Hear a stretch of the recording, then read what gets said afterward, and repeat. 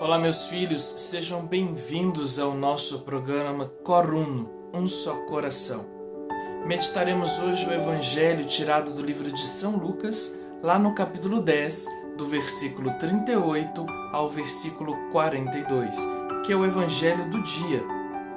Então abra sua Bíblia e reze comigo. O Senhor esteja convosco, Ele está no meio de nós. Proclamação do Evangelho de Jesus Cristo segundo São Lucas. Glória a vós, Senhor. Prosseguindo viagem, Jesus entrou numa aldeia. Uma mulher chamada Marta o recebeu em sua casa. Tinha uma irmã chamada Maria, que sentada aos pés do Senhor, escutava suas palavras, enquanto Marta se agitava em múltiplos serviços, até que parou e disse: Mestre, não te importa que minha irmã me deixe sozinha nos trabalhos? Dize-lhe que me ajude. O Senhor lhe replicou: Marta, Marta, tu te preocupas e te inquietas com muitas coisas, quando uma só é necessária. Maria escolheu a melhor parte, e esta não lhe será tirada. Palavra da salvação. Glória a vós, Senhor. É importante nos atentarmos aos detalhes deste texto, porque na maioria das vezes, quando o escutamos, logo pensamos que Jesus foi fazer uma visita às suas amigas, suas velhas amigas.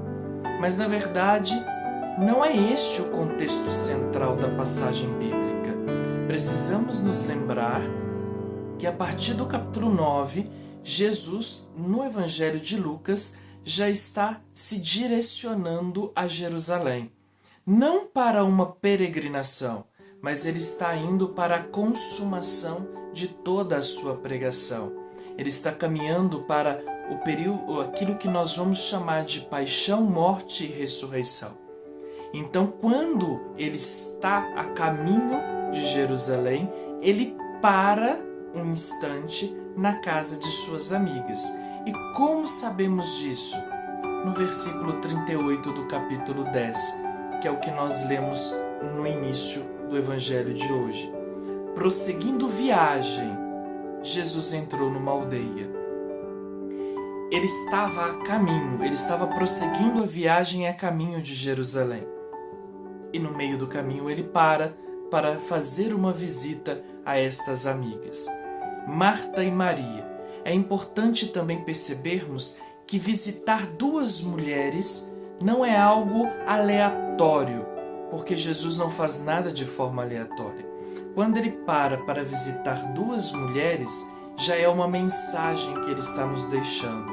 Porque naquele texto, naquele tempo, naquele contexto social, as mulheres não tinham vez e não tinham voz. Então, quando ele para conversar com duas mulheres, sem se importar se elas eram gregas ou judias, por exemplo, ou samaritanas, ele já está dando um anúncio de que ele está a caminho para a consumação de sua pregação. E para isso, ele veio para todos, só que nem todos estão dispostos a acolhê-lo. Mas estas duas estão. Marta abrirá as portas de sua casa e acolherá o Senhor. Só que ela continuará fazendo as suas tarefas, enquanto Maria deixará de fazer todos os seus trabalhos e se assentará aos pés de Cristo para escutá-lo com maior propriedade. Marta, incomodada ao perceber que Maria estava sentada ao invés de trabalhar, questiona o Senhor, porque Marta, ela não fez um questionamento por mal, mas Marta trazia consigo ainda tudo aquilo que o Antigo Testamento provocava nela e que a sociedade a incumbia de fazer. Quando o homem chega, há necessidade de que a mulher trabalhe para fortalecê-lo, para que ele continuasse a sua caminhada.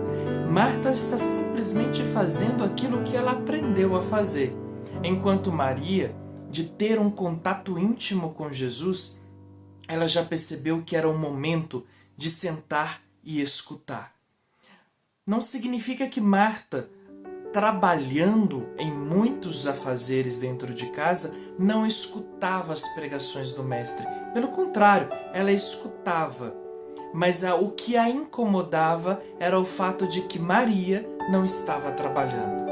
Só que este incômodo fez com que Marta perdesse a centralidade. Por isso que Jesus vai dizer a ela: Marta, Marta, por que andas tão preocupada e inquieta? A inquietude e a preocupação é o que preocupava, na verdade, Jesus Cristo quando ele faz a advertência. Não era o fato dela estar trabalhando. Ela estava correta ao fazer as suas funções. Mas o que preocupava Jesus era a inquietude. Porque quando ele está na vida da pessoa, de qualquer ser humano, aquela pessoa não terá espaço para ficar inquieta ou preocupada. Porque onde reina Jesus, reina a paz. E hoje nós celebramos São Francisco de Assis. Principalmente nos dias de hoje, onde falar de pobre é muito bonito, se vê várias pessoas utilizando Francisco de Assis, nosso santo querido, como se fosse um instrumento de afazeres, como se ele fosse apenas o idealizador de uma ONG. Mas isso não tem nada a ver com Francisco de Assis, o pobrezinho de Assis. O pobre de Assis não era aquele que levantava bandeiras, fazendo caminhadas ecológicas, fazendo manifestações contra os ricos e poderosos. Ele não fazia manifestações a favor da vida dos animais e esquecia da vida das pessoas. Isso não tem nada a ver com o santo que celebramos hoje. Por isso eu te convido a pesquisar um pouco mais profundo e em fontes católicas sobre a vida deste santo. E você vai descobrir que Francisco tirava muito tempo de sua vida e de seu dia para ficar em oração, para sentar aos pés de Jesus como Maria, escutando a palavra de Deus, para depois a colocá-la em prática como Marta.